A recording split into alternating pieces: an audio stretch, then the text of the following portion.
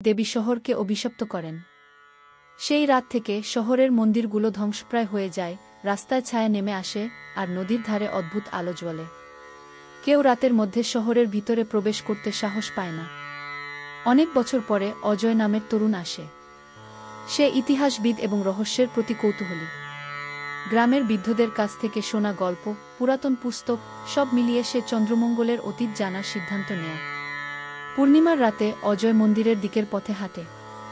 চারপাশে অদ্ভুত নীরবতা, পাখির ডাকও যেন নিভে গেছে। মন্দিরের প্রবেশদ্বারে পৌঁছলে সে লক্ষ্য করে প্রাচীন ভাস্কর্যগুলো যেন চোখে চোখ রাখছে। ধুলোধূসর রোদ, মোমবাতির হালকা আলো আর বাতাসে ভাসমান ধূপের গন্ধ এক অদ্ভুত আতঙ্ক তৈরি করছে। অজয় ভয় পেলেও কৌতূহল তাকে এগিয়ে নিয়ে যায়। মন্দিরের ভিতরে ঢুকে সে দেখতে পায় একটি বিশাল হল, যেখানে দেবীর মূর্তিটি টেবিলের মতো কেন্দ্রে। হঠাৎ মূর্তির চোখ ঝলমল করে জীবন্ত হয়ে ওঠে। দেবী চন্দ্রমঙ্গলী বললেন, যদি তুমি সত্য জানতে চাও, শহরের অতীতের সমস্ত পাপকে মানতে হবে। অজয় তখন জানতে পারে শহরের ধ্বংসের পিছনে লোভ, বিশ্বাসঘাতকতা এবং মানুষের অবহেলা কাজ করেছিল।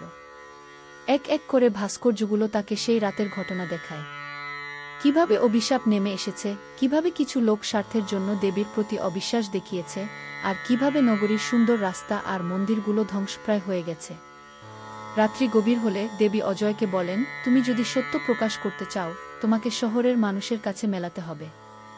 না হলে তুমি চিরকাল এখানে আটকে থাকবে।